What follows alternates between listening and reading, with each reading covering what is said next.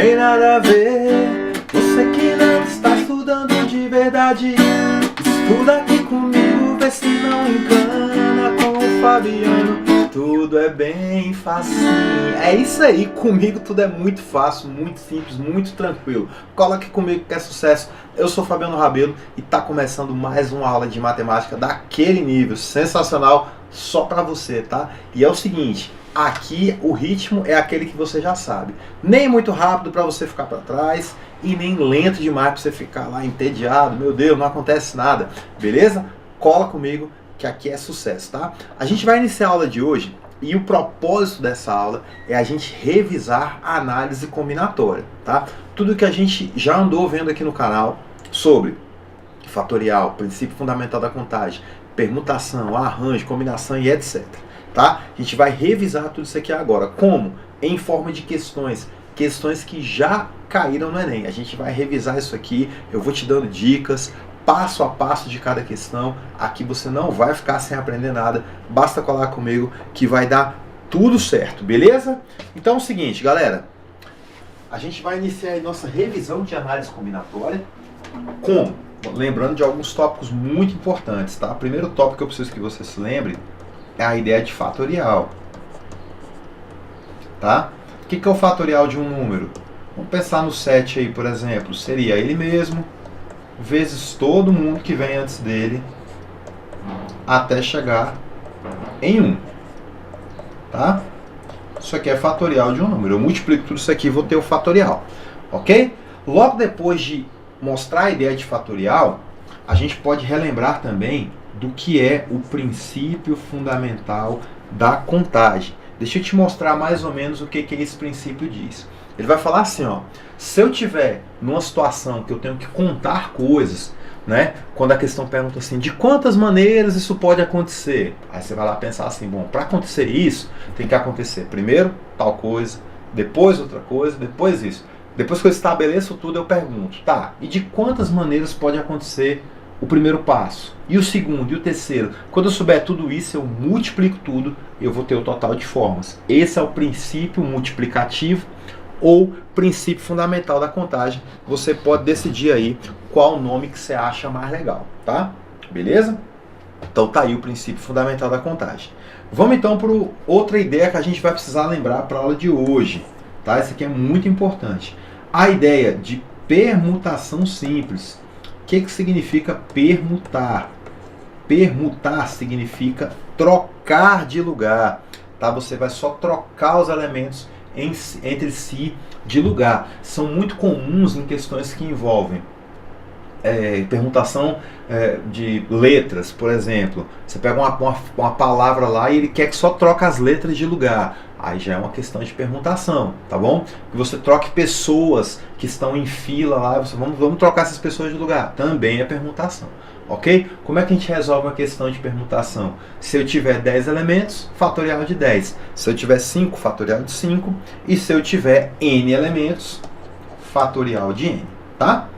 Outra ideia que a gente vai precisar muito nessa revisão de hoje é a ideia de combinação simples. Tá?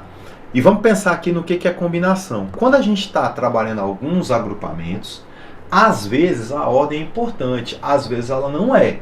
Tá? Então, quer ver uma ideia? Nós vamos pegar, sei lá, eu tenho um grupo de 10 pessoas onde eu quero montar uma diretoria. Quero escolher 3 pessoas para ser da minha diretoria. A primeira pessoa escolhida será o presidente da diretoria, a segunda vai ser o vice-presidente, a terceira vai ser o responsável financeiro.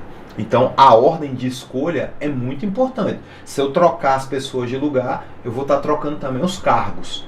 Agora, a partir do momento que eu tenho as mesmas 10 pessoas e eu estou pensando num grupo lá de 3 para formar uma comissão dentro da minha empresa, onde os 3 vão ter rigorosamente a mesma função, a escolha das 3 pessoas não tem importância nenhuma em relação à ordem.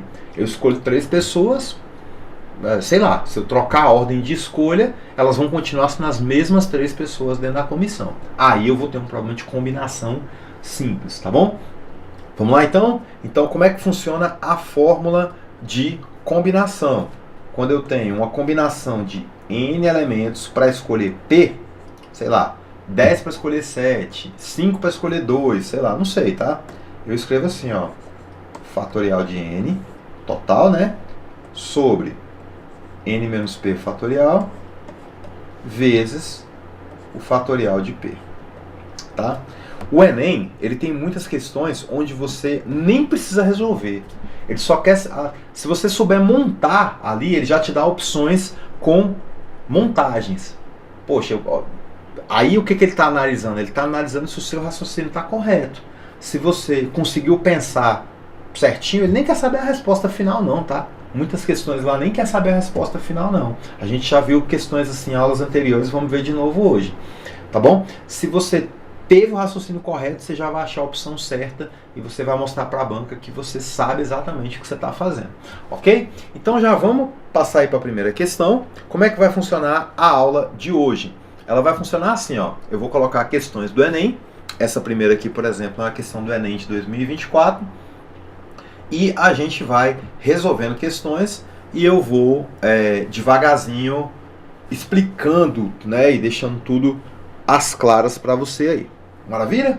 Vamos então?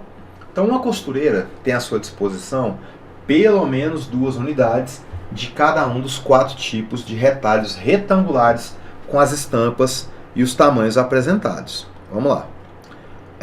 Para confeccionar um tapete em formato retangular de 10 por 50, deixa eu marcar isso aqui vai ser muito importante. Ela utilizará os retalhos na posição indicada na figura, costurando um lado de um a um lado do outro, sem que haja rotações. Isso aqui também é muito importante, sem ter rotação, tá? O modelo de tapete que pretende confeccionar deverá conter um único retalho de 10 por 20. Opa, isso aqui também é muito importante. Só pode usar um retalho de 10 por 20. Tá? E mais 3 retalhos do formato 10 por 10. Então, 3 retalhos nesse formato aqui, ó, 10 por 10. Então, a gente conseguiu aí estabelecer corretamente todos os retalhos aí que vão compor o meu tapete. Sendo que retalhos de mesma estampa não podem ficar lado a lado. Isso quer dizer, então, isso aqui também é importante, ó, retalhos da mesma estampa não podem ficar de lado a lado. Ó, já marquei tudo aqui que eu julguei importante na questão. E aqui eu já quero te fazer uma outra observação. É muito importante que você, ao ler uma questão do Enem, você saia fazendo a mesma coisa que eu acabei de fazer aqui, tá? Marca o que você julga importante, tá bom? Às vezes você na primeira leitura nem percebe, mas depois você faz uma segunda leitura, rapidinho, vai marcando ali o que é importante e vai pegando pontos importantes da questão. Quantos modelos diferentes de tapete poderão ser confeccionados? Aqui é muito importante deixar claro outra coisinha. Na hora de montar os meus tapetes, eu só vou poder usar esse cara aqui, ó, uma vez. Só posso colocar um desses. E aí depois, bom, como é 10 por 50 o tapete, aqui eu já tenho 20 centímetros. Vai ficar faltando 10 para dar 30, 10 para dar 40, 10 para dar 50. Tudo bem? E aí eu posso até repetir os outros 3 retalhos pequenos, desde que não lado a lado. Eles não podem ficar emendados um no outro aí, tá bom? Então eu posso repetir, mas sem que eles estejam consecutivos no tapete. Então já deu para ver que meu tapetão vai ficar assim, ó, 10 por 50. Ótimo, entendi como é que vai ficar o tapete. Ele pode ficar com um retalho grandão aqui? Pode. E outros 3 menores? Pode. Tá? Ele pode ser um retalho? Ele pode ser um retalho, ó, desculpa. Ele pode ser um tapete que tenha de cara os 3 pequenos e o grandão lá no final. Não é verdade? Ele pode ser também um tapete que tenha... Cadê? Aqui. Ele pode ser um tapete que você coloca o primeiro retalho pequeno aqui, um grandão aqui e os outros 2 menores aqui na frente. Tá? Então assim, como é que vai ser esse tapete? A gente vai pensar aqui agora, já na minha próxima tela, tá bom? Então eu já sei o seguinte, os meus tapetes eles podem ser, eu posso ter 4 retalhos, só formando meu tapete. Por que 4 retalhos? Lembrando, tá? 20 mais 10 mais 10 mais 10 já deu 50. Então ele só vai ter 4 retalhos. Como o grande tem que estar, obrigatoriamente, então não há espaço para um quinto retalho, tá bom? Então eu posso começar, vou fazer o seguinte, eu vou chamar esse aqui de retalho grande e esses outros aqui de retalhos pequenos, tá bom? Então já posso começar por esse grande aqui. Aí vou ter um pequeno aqui, outro pequeno aqui. Eu posso começar pelos 3 pequenos e terminar por esse grande. Eu posso ter o retalho grande bem no meio do tapete. Então, posso ter um pequeno aqui, um grande aqui, um pequeno aqui e outro pequeno aqui. E, por fim, eu posso ter 2 retalhos pequenos no começo, o retalho grande aqui e outro pequeno aqui para terminar. Tá? Então, acaba que eu agora só preciso saber de quantas maneiras essas coisas podem acontecer. Então, ó, retalho grande, eu tenho uma opção só para começar. Retalho pequeno, pode ser qualquer um dos 3. Só que o retalho que eu utilizo nessa posição não pode ser repetido aqui. Então, dos 3 me sobram 2. Tá? Um já foi, sobra 2. Ok? Então, aqui já foi. Nessa última posição, dos 3 retalhos que eu tinha, eu só não posso utilizar a mesma estampa que eu usei no anterior. Por isso eu tenho 2 opções de novo. Tá bom? Você vai ver que a mesma coisa acontece quando o retalho grande está no fim. Porque eu começo já de cara pensando em 3 posições para começar. Possibilidades, aliás.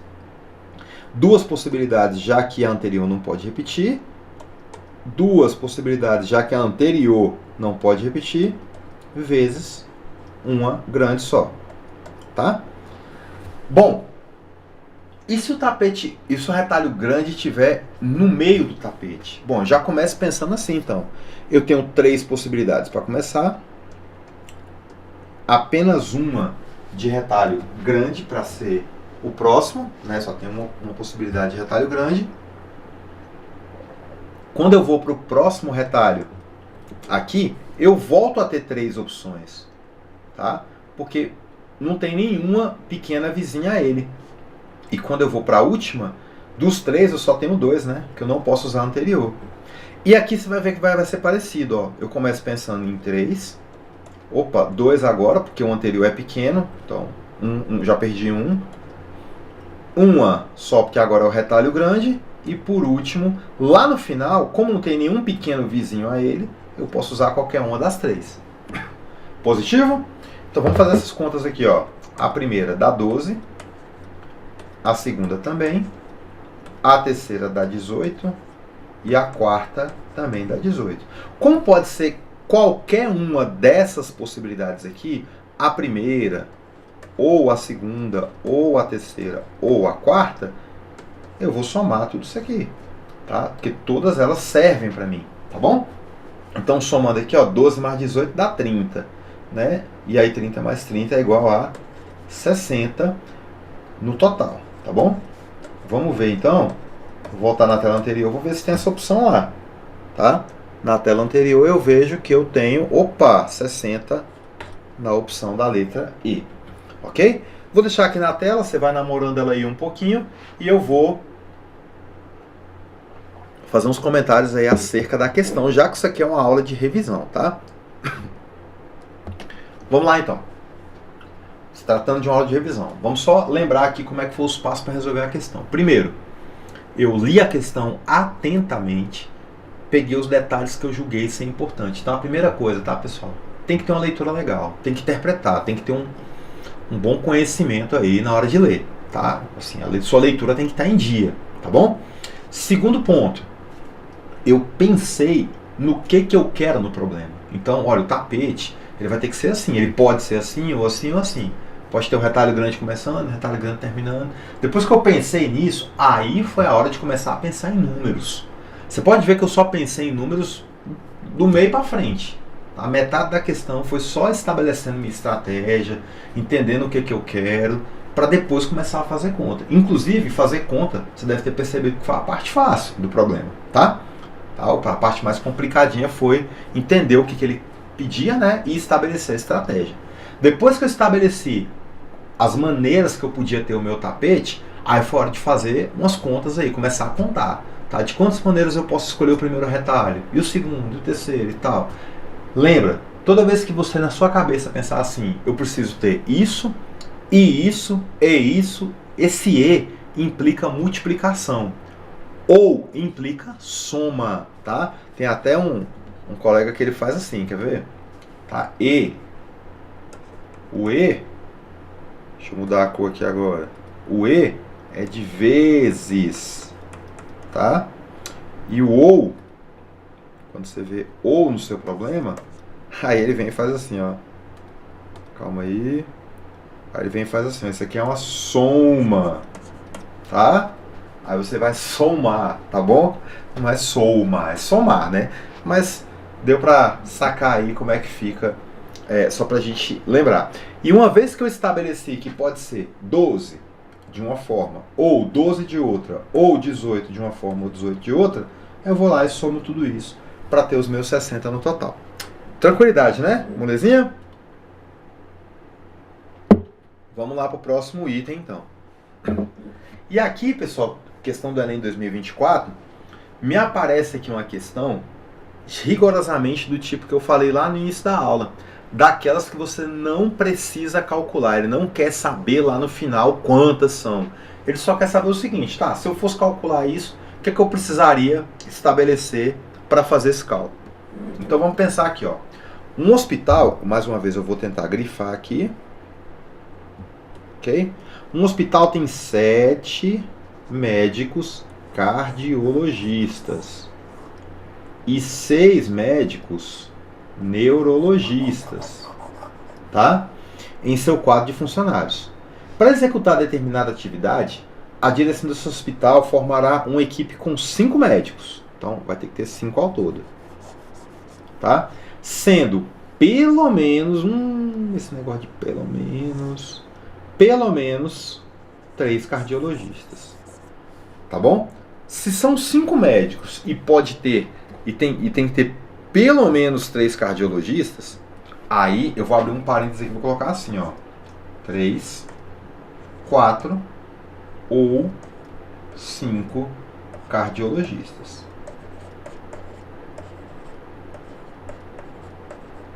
Isso é que quer dizer o pelo menos, tá? Se a equipe tem 5 pessoas, e pelo menos 3 tem que ser uma coisa, pode ser 3, pode ser 4 ou pode ser logo a 5 de uma vez. Tá bom? Esse pelo menos indica isso, tá?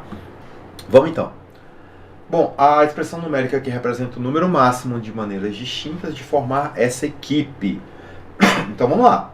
Então eu já entendi que eu posso ter equipes com 3, 4 ou 5, tá? É até legal falar de uma maneira diferente um pouquinho, quer ver? 3 ou 4 ou 5, tá bom? E aí eu vou pensar o seguinte... O que seria uma equipe com 3 cardiologistas? Bora lá. Vamos pensar assim, ó. 3. Opa, fiz bobagem aqui? Deixa eu ver. Deixa eu voltar. Caneta, agora tá certo. 3 cardiologistas. Aliás, vamos fazer o seguinte. Vou chamar cardiologista de C e neurologista de N. Tá bom? Se eu vou ter 3 cardiologistas, para dar 5 médicos... eu preciso de 2 neurologistas. Opa, nossa, mas como ficou feio isso aqui? Deixa eu arrumar aqui. E 2 neurologistas. Ou então, eu posso ter 4 cardiologistas, né? 4 cardiologistas, e aí nesse caso sobra uma vaga só para neurologista. Ou ainda, eu posso ter os 5 cardiologistas e nenhum neurologista, tá? Pensei uma coisa ali, escrevi outra. Vez por outra, estou fazendo isso aqui nas aulas. Eu falo uma coisa, escrevo outra. Tem gente que já é o contrário, né? Se falar uma coisa, escreve aquela coisa, tá? Eu já consigo tranquilamente falar uma coisa e escrever outra. Tudo bem? Então vamos pensar aqui, ó. Como é que eu escolho 3 cardiologistas e 2 neurologistas? Só uma pergunta. A ordem de escolha desses cardiologistas é importante? Eu vou lá e escolho Dr. João, Dr. José e Dr. Alfredo. Não gostei dessa escolha não. Doutor Alfredo, doutor João, doutor José. Não é mesmo? Não são os mesmos caras? Então eu não preciso me preocupar com essa ordem. E toda vez que a ordem não é importante, a ordem de escolha não é importante, nós estamos falando de uma combinação, ok? Então vamos lá escrever isso aqui em forma de combinação. Como é que fica essa primeira parte aqui, ó? 3 cardiologistas e 2 neurologistas. 3 cardiologistas, combinação de 7 para escolher 3, vezes combinação de 6 para escolher 2, tá? Ou implica mais, né? Então, mais combinação de 7 para escolher 4 e combinação de 6 para escolher 1. Ou ainda, combinação de 5. Desculpa, errei. Calma aí. De 7. Porque volta lá para os 7 cardiologistas, né? De 7 para escolher 5 vezes combinação de 6 para não escolher nenhum. Tá? Bom, aqui, se você está estudando legal comigo, você já sacou que só tem um jeito, né? Só pode ser letra E. Que é o único lugar que a gente tem produto, mais produto, mais produto, ó. Produto, na letra E, mais o produto, mais outro produto. Então, a gente já fica de sobreaviso aqui com a letra E. Mas eu vou colocar isso aqui em fórmula. Então, o que é a combinação 7, 3? É 7 fatorial sobre 7 menos 3, 4, vezes 3 fatorial. Multiplicado por combinação 6, 2, 6 fatorial, sobre 6 menos 2, 4, vezes 2 fatorial. Fabiano, tá ficando diferente da letra E. Não tá não, tá, pessoal? Só o produto da parte de baixo que tá trocado, mas não se preocupa com isso, tá? Mais, então aqui já tem um produto, mais combinação, essa aqui agora, tá? Opa, não sei pra que eu escrevi combinação de novo, não precisava.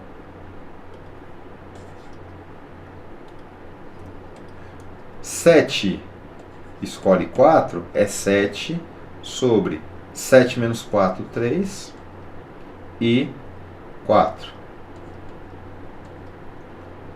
Vezes 6 escolhe 1, 6 fatorial. 6 menos 1, aliás, 1 fatorial pode ser, vezes 6 menos 1, 5 fatorial também. Mais, agora 7 escolhe 5. 7 fatorial, 5 fatorial, 7 menos 5 dá 2 fatorial. Vezes 6 escolhe 0. 6 fatorial, 0 fatorial e 6 menos 0 que dá 6 fatorial. Fechou? Você vai ver que essa opção é rigorosamente a letra E, tá? Fabiano, precisava ter escrito tudo isso? Essa última linha não. Essa última linha, se você está estudando legal, você nem escreveria ela. Você olharia para essa e já conseguiria sacar que é letra E, tá bom? Como? Pelos sinais, tá bom? Só por aí você já tira, tá? Então, é muito importante que você tenha em mente o que você quer. E aí vem já outra dica aqui. Você tem que traçar a sua estratégia muito bem traçada para você evitar fazer tanta conta, escrever tanto, tá bom? A gente está demorando muito para resolver uma questão dessa, tá vendo? Poxa, lá no Enem eu vou ter 3 minutos, talvez até menos de 3 minutos por questão. Se você for fazer sua prova pensando nisso, você está enrolado, é melhor nem ir. Tá? Se você for fazer sua prova pensando, eita, já foi 3 minutos, com certeza, porque você está sem relógio, né? Ixi, com certeza passou 3 minutos e eu não saí dessa questão ainda. Estou perdendo tempo. Não, tá? Não se preocupe. Eu falei, vai chegar uma hora aqui no curso que eu vou parar um pouquinho, vou dar uma aula para vocês de teoria de resposta ao item. Como a prova do Enem é corrigida, tá? Para você entender que não é tão importante assim você sair respondendo tudo igual um louco, tá? Melhor talvez seja você nem responder algumas do que errar muito feio e perder muito ponto, tá bom? Ok? Então vamos passar aí para a próxima questão, porque essa questão aqui ela vai ser muito legal para a gente ver uma situação bem interessante aqui, onde também a gente vai evitar fazer algumas contas. Olha aí, questão do Enem 2023. Ao realizar um cadastro no aplicativo de investimentos, foi solicitado ao usuário que criasse uma senha, sendo permitido o uso somente dos seguintes caracteres. Algarismos de 0 a 9. Eu já vou dar uma pausa aqui, já vou escrever o seguinte. De 0 a 9, você tem 10 escolhas. Tá? Então 0, 1, 2, 3, 4, 5, até 9. Então são 10 escolhas ao todo. 26 letras minúsculas do alfabeto. 26 maiúsculas e 6 caracteres especiais, né? Exclamação, arroba, hashtag, cifrão, asterisco e, tá bom? Então 6 aqui. Então, de cara, você já sabe o seguinte, que você tem ao todo um total de 26 mais 26, 52, mais 6, 58, mais 10, 68 caracteres ao todo, para formar a sua senha, tá? 3 tipos de estruturas para a senha foram apresentados ao usuário. Tipo 1, formada por quaisquer 4 caracteres distintos. Então deixa eu sublinhar isso aqui, ó. 4 caracteres distintos, escolhidos dentre os permitidos. Então, só 4 caracteres e não pode repetir, tá? Tipo 2, formada por 5 caracteres distintos. Opa, aqui aumentou mais um, ó. Tá? Só que ele quer o seguinte, tem que começar por 3 letras, depois um algarismo e ao final um caractere especial, tá? Tipo 3, formado por, opa, agora aqui, ó, 6 caracteres distintos, iniciando por 2 letras, 2 algarismos e 2 caracteres especiais. Tá? Então, o que eu já sei aqui, ó? A minha primeira senha, minha primeira maneira de ter minha senha, a minha senha tipo 1, deixa eu só apagar uma coisa aqui, ó. A minha senha tipo 1, vou fazer ela aqui em cima. Tipo 1, ela vai ser qualquer coisa, qualquer coisa, qualquer coisa, qualquer coisa. Não pode repetir.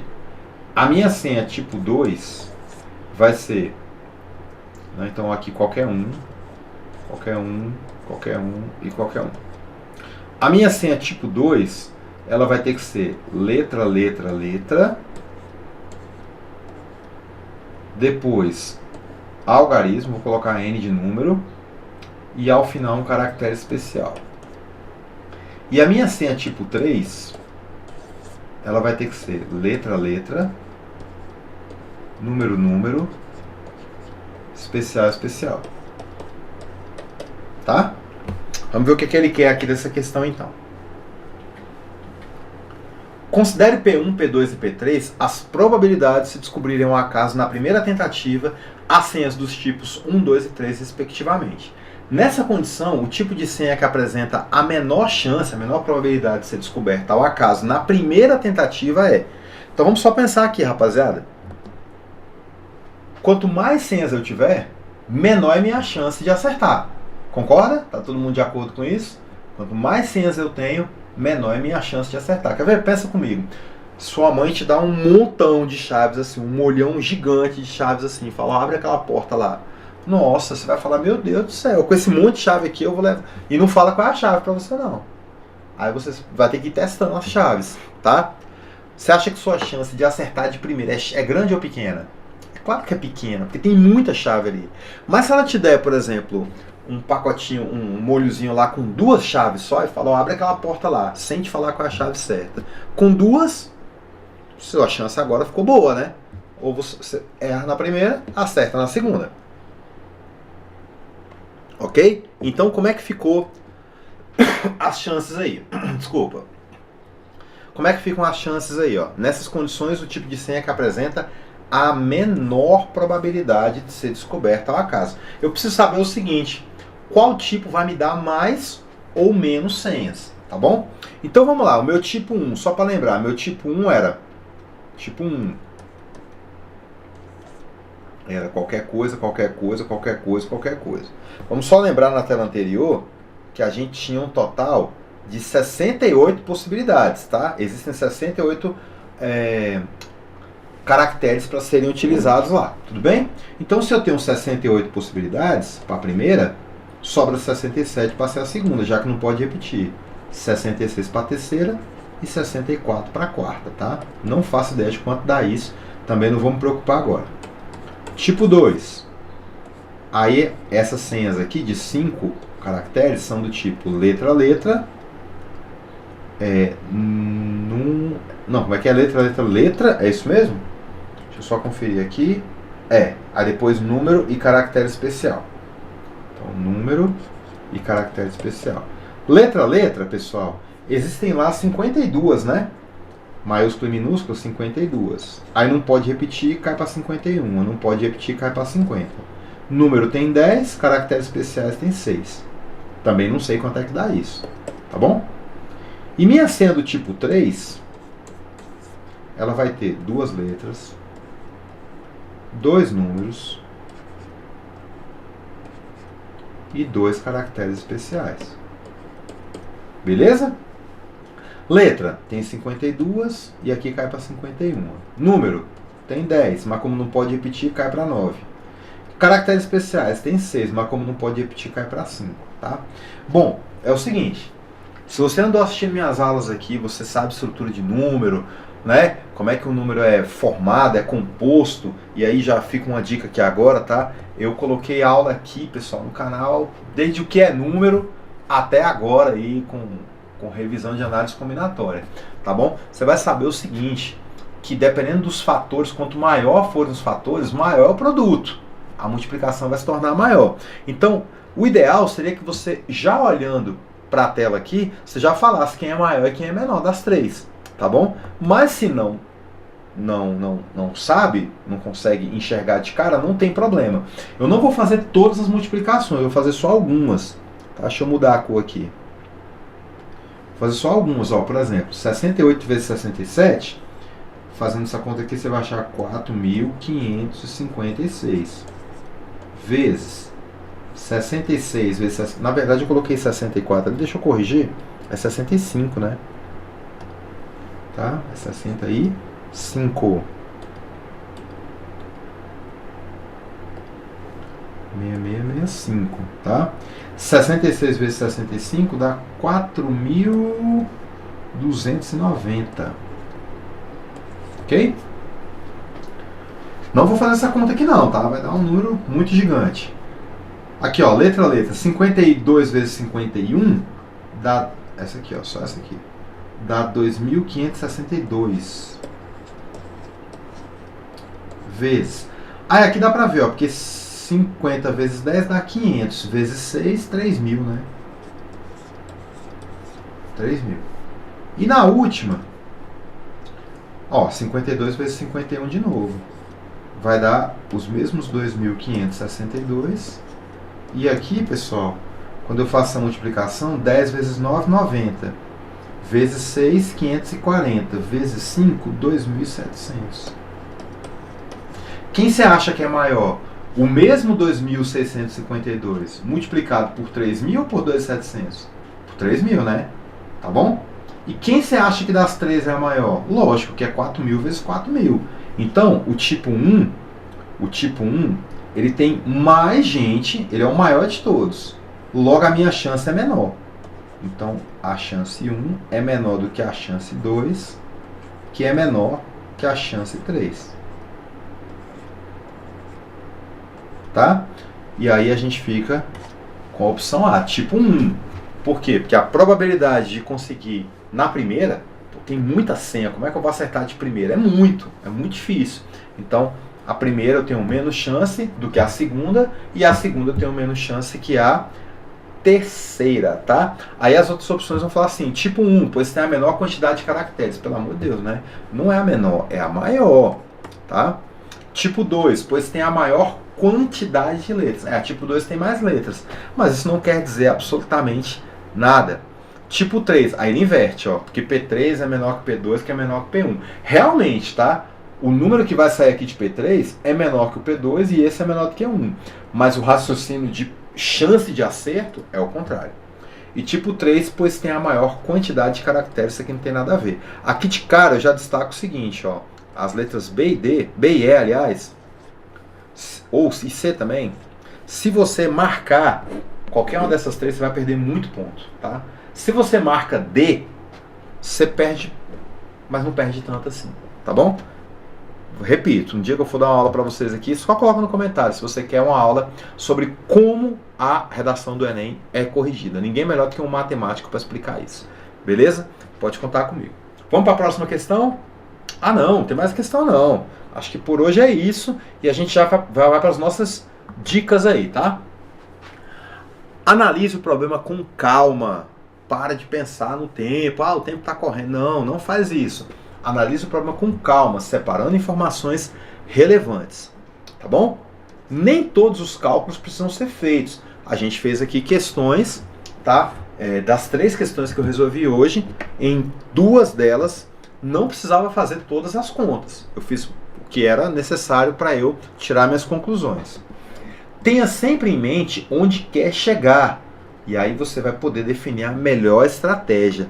Por isso que eu falo que a matemática é linda. Essa última dica aqui, ela não vale só para resolver problemas de matemática, não. Vale para resolver problema da vida, meu jovem. Tenha sempre em mente onde você quer chegar. E aí você vai definir a melhor estratégia para chegar lá. Por isso que matemática é tão importante. Você vai falar assim, poxa, esses caras aí que sabem matemática, os caras são práticos pra caramba. Já ouviu essa história já? Ah, porque esses matemáticos não gostam muito de enrolar, eles são super práticos. Por isso, porque a gente sempre tem em mente aonde quer chegar. Quando você sabe onde quer chegar, automaticamente você já sabe qual estratégia vai ser a melhor. E por isso você não tem muita paciência para muita lenga-lenga e muito mimimi, né? Essa é a ideia então. Pessoal, tá aqui o meu Instagram, Prof. Fabiano Rabelo 11, segue o professor lá para novidades e segue também lá no site construindovencedores.com.br. Eu tenho certeza que você gostou dessa aula, assim como eu gostei e gostei muito, tá? E por hoje então é só. Fica com Deus e até a próxima. Valeu!